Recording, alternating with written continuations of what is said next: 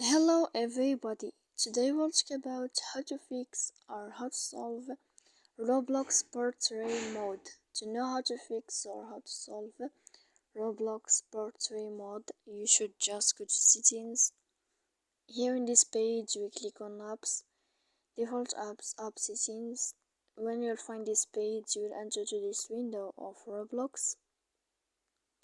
When you'll find this page of app info, we click on first stop and we click OK.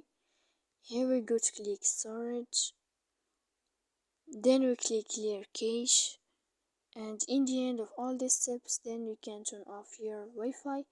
You will wait 3 seconds, then you can turn on your Wi-Fi again to fix your problem.